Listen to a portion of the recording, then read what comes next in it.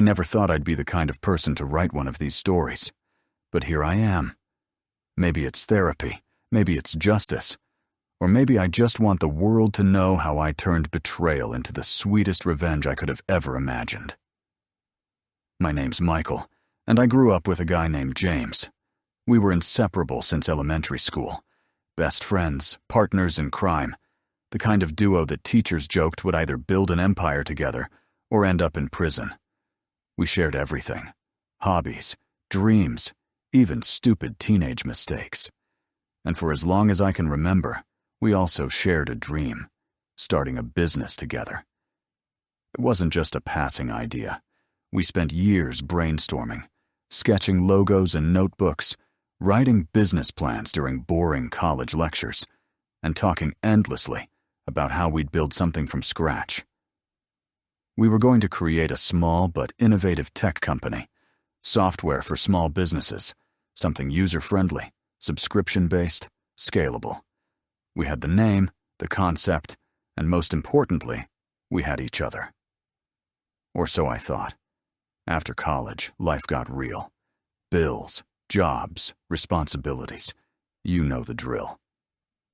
I landed a decent IT job, and James started bouncing between startups, always complaining about how soul-crushing employment was.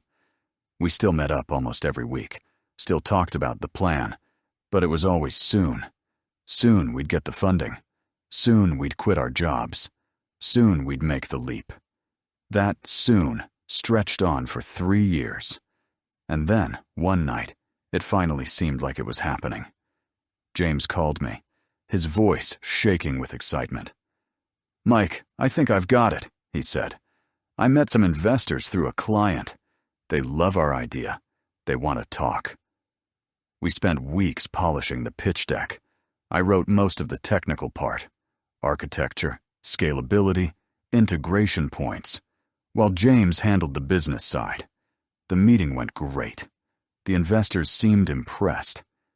And then, silence. A month passed. Then 2. James told me they ghosted him. "Happens all the time," he said. I was disappointed, sure, but I didn't blame him. Startups are hard. And then, about 9 months later, I saw it. An article popped up on LinkedIn. Revolutionary new SaaS platform raises $4.2 million seed round. The company name was familiar, painfully familiar. The concept? Identical. The tagline? Word for word what we'd written in our deck. The founder? James. My heart sank. I clicked through the company's site, and it was like looking at my own work, only I wasn't there. He had taken our plan, my code concepts, my architecture, everything, and launched it without me. And clearly, those investors hadn't ghosted him. They'd ghosted us because he'd cut me out of the picture. I confronted him, of course. I texted, I called. Finally, he agreed to meet. He didn't even look ashamed. "Look, man," he said, "I needed to make a move. You were stuck in your job, always talking but never doing. I didn't think you'd actually commit. And besides, you didn't own any of this. We never signed anything." I remember that last line echoing in my head. You didn't own any of this. He was right. Legally, I didn't. Morally, though, it was theft, betrayal. Our friendship, decades of loyalty, gone. I spiraled for a while. Depression, anger, humiliation. I felt all of it. He became something of a local tech star, showing up in interviews, giving talks, acting like a self-made genius. Meanwhile, I was still at my boring job, watching my dream make him rich. But anger can be fuel. And eventually, I decided I wasn't going to just sit there and watch. I was going to burn his little empire to the ground. Not illegally, not by sabotaging him, but by using the one thing he underestimated about me: my brains. You see, James wasn't a tech guy. He barely understood how the product worked. Most of the original architecture, the idea that made the platform scalable and cheap to run, was mine. And I knew its weaknesses better than anyone. I knew what clients wanted that it didn't offer. I knew where his company would hit a wall, and I knew how to build something better. So I quit my job, I cashed out a chunk of my savings, and I started building. I didn't copy anything directly. I didn't need to. I just took the concept to the next level. I added features, improved the infrastructure, focused on a niche market he'd ignored. I also made sure the pricing model undercut his by about 30%, enough to hurt, not enough to look predatory. And because James had burned a few bridges in his rise, he had a reputation for being difficult with partners. I found some of his ex-employees and hired them. They were more than happy to help me. Some even shared internal documents that, while not confidential, gave me insight into how his company operated. By the time I launched, 2 years had passed. His company was still growing, but growth had slowed. Customers were complaining about lack of features. And when my platform hit the market, faster, cheaper, smarter, they noticed. At first, James ignored it. Then he started trash-talking me publicly. "It's a cheap knockoff," he said on LinkedIn. "They're amateurs." But within 6 months, 20% of his small to mid-size clients had jumped ship. Within a year, that number was 45%. The final blow came from an unexpected place. The very investors who had funded him. They reached out to me. They'd been unhappy with his leadership and saw my company as a better bet. They offered to buy in. I agreed, but only on one condition. They had to force James out of his own company as part of the deal. They did. Watching the press release hit, "Founder steps down amid new strategic direction," was one of the most satisfying moments of my life. James had to sell his shares for pennies compared to what he could have earned if he'd just kept his word. We ran into each other at a conference a year later. He looked defeated. "You destroyed me," he said. "No," I replied. "You did that when you decided I wasn't worth loyalty. Now my company is thriving. We've expanded globally, and I'm finally living the dream we once shared. Only now, it's my dream, not ours. And every time I sign a new client, I think back to that night he said, 'You didn't own any of this.' He was right. I didn't own it then, but I do now. And the best part? I never once broke the law. I never stooped to sabotage. I just built something better, fueled by betrayal, driven by revenge, and finished with poetic justice. But if you think that's the end of the story, it's not. Because there's one final chapter James never saw coming. I thought that was the end. My company was thriving. His was in ruins, and justice had been served. But fate has a wicked sense of humor, and the universe wasn't done yet. Because sometimes karma needs a little push, and sometimes it likes to rub salt in the wound.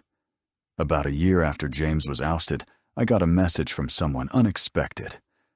Claire. She was James's ex-girlfriend, the one he had cheated on during his tech founder phase when the money started rolling in. Back then, she was devastated. Now, she was a senior business development manager at a Fortune 500 company, and they were interested in partnering with me. We met for coffee, strictly business. Or at least, that was the plan. But we ended up talking for hours about startups, betrayal, ambition, and yes, about James. She wasn't over how he'd treated her, and when she found out what he'd done to me, she practically spat out her drink. "I can't believe I ever loved that snake," she said. Fast forward 6 months, and Claire and I were dating. It wasn't intentional. It just happened naturally. And while part of me felt like it was poetic justice, I was careful not to turn it into some cheap revenge plot. She was an amazing person, and the fact that it probably burned James alive inside was just a bonus. And oh, did it burn him? I know because he emailed me. Out of the blue, one afternoon, a long, rambling message appeared in my inbox. It started with the usual, "I know I messed up. I was young and ambitious. I wish things had gone differently. But then, it veered into bitterness. He accused me of stealing his life, of poisoning people against him. And, my favorite part, of stealing Claire. I didn't respond. Not because I didn't want to, but because I knew silence would sting more. The partnership Claire was brokering with my company eventually went through. It was the biggest deal we'd ever signed, and it cemented our status as one of the most trusted SaaS providers in the industry. My company valuation tripled. Meanwhile, James was freelancing as a consultant, trying desperately to stay relevant. I should have felt satisfied. But I didn't. Not completely. Because there was still one piece of unfinished business: the story. For 2 years, James had publicly painted himself as a visionary founder betrayed by his team. He gave interviews where he twisted the narrative, portraying me as the lazy, risk-averse partner who backed out of their dream. Most people believed him because, well, he was the one with the platform and the audience. I wanted the truth out there. But I also knew that just blasting it online would look petty. So I waited. I waited until the moment was perfect. That moment came during a panel discussion at a major tech conference. I was invited to speak about startup ethics. Ironic, I know. And the panel included several industry veterans. And James, who was speaking on the importance of trust in partnerships. Oh, the irony. When my turn came, I didn't name him directly. But I told our story, the real story. I spoke about how betrayal often comes not from enemies, but from those closest to you. I spoke about the importance of contracts, yes, but also about integrity. I talked about how stealing someone's dream doesn't make you a founder, it makes you a thief. And I ended with this. Justice doesn't always come from courts or contracts. Sometimes it comes from building something so much better that the people who wronged you are forced to watch you succeed without them. The audience erupted. Some people even guessed who I was talking about. James sat there, his jaw clenched, his face pale. After the panel, a few investors who had worked with him before approached me, and later told me they'd decided never to work with him again. It was over. Truly over. Or so I thought. A few months later, I got another email. This one from one of those original investors, the ones who had kicked James out. They wanted to sell their remaining stake in his company, which was now struggling to stay afloat. "We're exiting," they said. "But we thought you might be interested in acquiring it." At first, I laughed. Why would I want that? Why buy the carcass of the company that betrayed me? But then I thought about it, and the idea started to grow on me. Owning that company, the one built on my stolen ideas, the one that excluded me, would be the final act of poetic justice. So I did it. I bought it for less than 15% of what it was once valued at. It was a ghost of its former self, a skeleton team, barely any revenue, no vision. But it didn't matter. It was mine now. I rebranded it, merged it into my main company, and turned its remaining clients into loyal customers of my platform. James's legacy? Gone. Erased. Absorbed. The name he once bragged about? Retired. The website? Redirected. The company history? Folded into a small paragraph in my company's About Us page. A brief footnote about a small acquisition that strengthened our capabilities. That was the final nail. I heard from a mutual friend that James left the tech scene entirely after that. Last I heard, he was working as a mid-level manager for a logistics firm in another state. Still smart, still ambitious, but no longer the visionary founder he once fancied himself. Sometimes I wonder if I went too far, if maybe I should have let it go after that first wave of success. But then I remember the night he looked me in the eye and said, "You didn't own any of this. Now, I own all of it. And you know what? I sleep just fine. Looking back, I realize something important. Betrayal doesn't just reveal who someone else is. It reveals who you are. It shows you how much strength you actually have, how far you're willing to go to stand up for yourself. I learned that I'm not the kind of person who rolls over when life punches me. I punch back, smarter, harder, and with a smile. Some people say revenge is unhealthy. Maybe they're right. Maybe in another life, I would have walked away and never looked back. But in this one, revenge was my closure. Revenge was my justice. And revenge, sweet, strategic, perfectly legal revenge, was the best thing that ever happened to me. If you're reading this and someone betrayed you, a friend, a partner, a colleague, don't let them define the end of your story. You don't need to stoop to their level. You don't need to break the law or destroy yourself with bitterness. All you need to do is succeed, so loudly, so brilliantly, so undeniably, that they're forced to watch you live the life they tried to steal from you. And when they do, smile. Because that's the moment you'll realize you didn't just get even. You won. And that's exactly what I did. It's been 5 years now since the day I officially signed the papers that made his company mine. 5 years since I watched that smug, self-assured man who once called himself my brother walk out of the tech industry with his head down and his dreams in ruins. And yet, even now, I still think about those early days, back when we were just 2 kids scribbling business ideas in a coffee shop, convinced that the world was ours for the taking. I used to look back on those memories with anger, but now I look back on them with something else. Clarity. Because the truth is, if James hadn't betrayed me, I don't think I ever would have become the man I am today.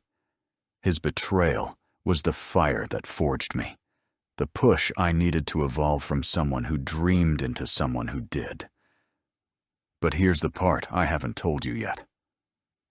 See, my revenge didn't just end with taking everything he built. It grew beyond him. Once my company hit its stride and we started scaling aggressively, I began to encounter others just like James. Arrogant founders who stole ideas, manipulated partners, and crushed anyone in their way. And every single time I met someone like that, I smiled to myself. Because I had a plan. I launched an internal initiative in my company we jokingly called Project Phoenix. Its purpose? To identify brilliant but underfunded innovators, the kinds of people who'd been cheated out of their ideas, who had been pushed aside by more ruthless partners. We offered them support, funding, legal backing, and a second chance. We turned their failed dreams into thriving products. And in doing so, we slowly built an ecosystem of people who had all been betrayed and all came back stronger. It became our company culture. Rise from betrayal, build better, and never forget where you came from. Some of those startups are now industry leaders, and many of them, poetic as it is, ended up competing directly against the people who once wronged them. It was like orchestrating karma on an industrial scale. But fate had one last surprise for me. A few months ago, I was invited to speak at a global entrepreneurship summit. It was the biggest event of my career. Thousands of attendees, hundreds of speakers, and the who's who of the startup world. And as I walked backstage to get my microphone clipped on, I nearly stopped in my tracks. James was there. Older, a little heavier, a little grayer, but it was him. He was wearing a conference badge with the name of a small logistics software company I'd never heard of. Apparently, he'd managed to climb back into the tech space, albeit on a much smaller scale. For a moment, I didn't know what to do. I had no reason to talk to him. He had no reason to talk to me. But when our eyes met, he gave me a small, hesitant nod. I nodded back. And that was it. No confrontation, no speeches, just 2 people acknowledging a shared past. After my talk, which, ironically, was about resilience and redemption, I was approached by a group of founders. Among them was James. He waited until everyone else had spoken to me, and then walked over. "Michael," he said, his voice quieter than I'd ever heard it. "I don't expect forgiveness, but I need you to know. I regret everything." I studied him for a long moment. Part of me wanted to gloat. Another part of me wanted to just walk away. But in the end, I said something I didn't even know I believed until the words left my mouth. "I don't hate you anymore." His eyes widened. I continued. "You made me into who I am. You taught me lessons I never would have learned otherwise. And yeah, you betrayed me. But that betrayal built an empire. So, thank you." He swallowed hard. "I don't deserve that." "Probably not," I said. "But that's life." We shook hands. And in that moment, I realized something. Revenge wasn't about destroying him anymore. It never really had been. It was about reclaiming my power. And I had done that 1,000 times over. James walked away that day still carrying his regrets. And me?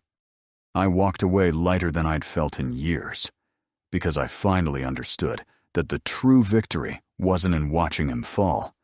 It was in rising so high that his betrayal became irrelevant. And here's the most unexpected twist of all. A few weeks after the conference, I got an email. James wanted to pitch a new idea to me, not as a competitor, but as a partner.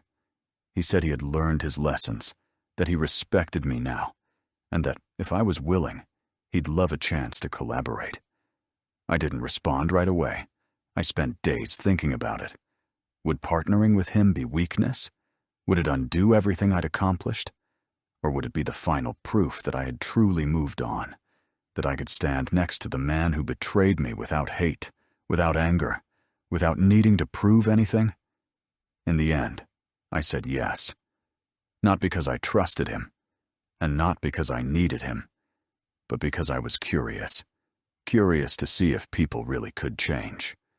And because part of me wanted to prove that the story wasn't just about vengeance, it was about evolution. We're still in the early stages of that partnership. It's small, nothing earth-shattering, just a joint product for a niche market.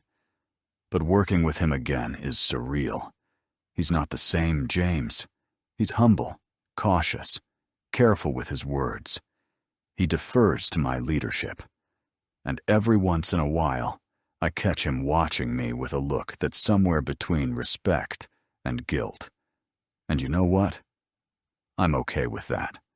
Because this time, I hold all the cards. This time, there are contracts. There's structure. There's no blind trust. No naive dreams. This time, it's business, and it's on my terms. If there's one thing I've learned from this entire saga, it's that justice isn't always a single moment. It's not just the day you win or the day they lose. It's a series of choices. Every step you take away from the person who betrayed you. Every victory that proves they underestimated you. Every breath you take, knowing that you rose above what they tried to do. I started this story angry and broken, betrayed by the person I trusted most. Now, I'm stronger, wealthier, happier. And ironically, the person who betrayed me is once again standing beside me. This time as a subordinate, not a saboteur. That's not just revenge, that's transformation. And if you're reading this thinking, I could never do that, trust me, you can. Betrayal is one of the most painful things you'll ever endure, but it's also one of the most powerful. It can break you, or it can build you. It can leave you bitter, or it can make you unstoppable. The choice is yours. So, if someone ever tells you, you don't own this, remember my story. Remember how I turned those words into a mission. Remember that no one, not a friend, not a thief, not even fate itself, can steal your future unless you let them. Because in the end, the sweetest revenge isn't destroying the person who wronged you. It's living so well that they become a footnote in the story of your success. And mine? Mine's still being written. Because now, I'm just getting started. I sometimes sit in my office late at night, long after everyone else has gone home, and look out over the city lights below. It's become a strange ritual, a way of grounding myself, of remembering where I came from and how far I've climbed. And every time I do, I think about the version of me that existed before all of this. Back then, I believed loyalty was enough, that friendship was unbreakable, that the people you build dreams with would always be there when those dreams started to take shape. I was naive, painfully, dangerously naive. But that version of me died the moment James launched our company without me. And in its place, someone else was born. Someone sharper, stronger, harder. I've come to believe that betrayal isn't just a tragedy. It's an invitation. It's the universe asking, how much can you endure? How much will you fight for what's yours? And if you rise to that challenge, if you refuse to be defined by what was taken from you, you discover something profound. You were never just a victim. You were always a contender. Over the years, the story of what happened between James and me became something of a legend in startup circles. People told it in whispers over networking drinks, passed it along as a cautionary tale about contracts and trust. Some painted me as ruthless. Others called me inspirational. But almost everyone agreed. I was relentless. That reputation opened doors I never thought possible. Suddenly, investors who'd once ignored me were knocking on my door. Fortune 500 CEOs were asking for my input. I was invited to boards, to think tanks, to government advisory panels on innovation. The boy who once begged for someone to believe in his idea was now someone people begged for advice. And here's the most ironic part. James became one of those people. About 6 months into our new partnership, he asked me for a private meeting. We met at a quiet rooftop bar, the kind of place where deals are made over expensive whiskey. He seemed nervous, almost timid, a far cry from the cocky, arrogant man I'd once known. "Mike," he said, swirling his drink, "I want to apologize. Not for the company, not for the money, for underestimating you, for thinking I could build something without you." I didn't say anything.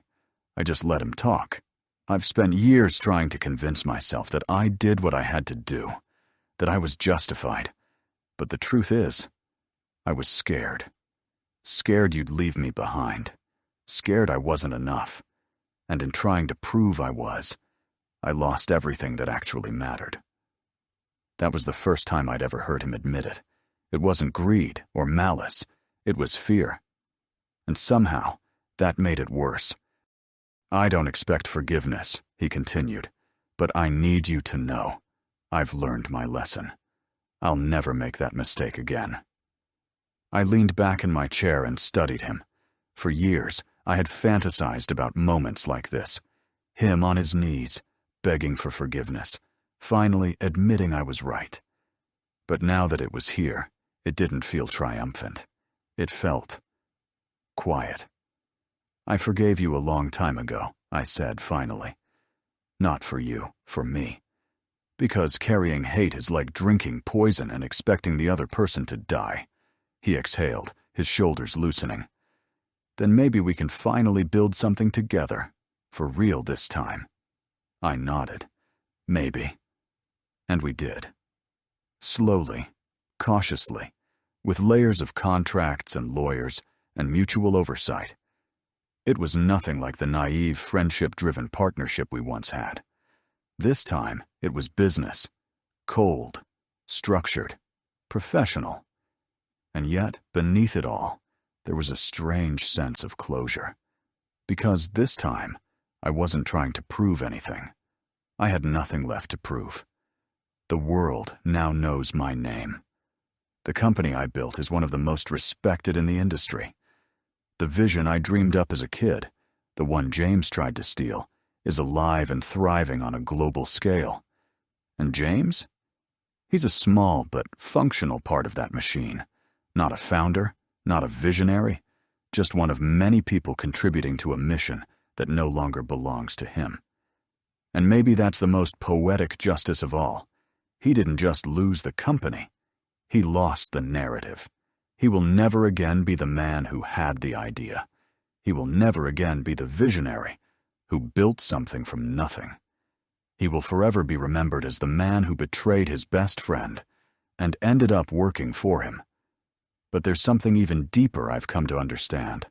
Revenge isn't a single act. It's a living, evolving thing. At first it was about taking back what was mine.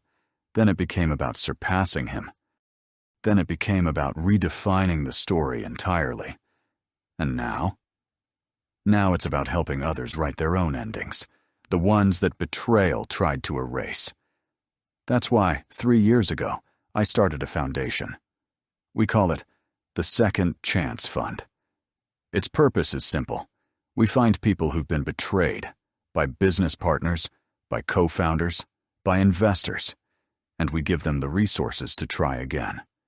Legal help, seed funding, mentorship, a fresh start.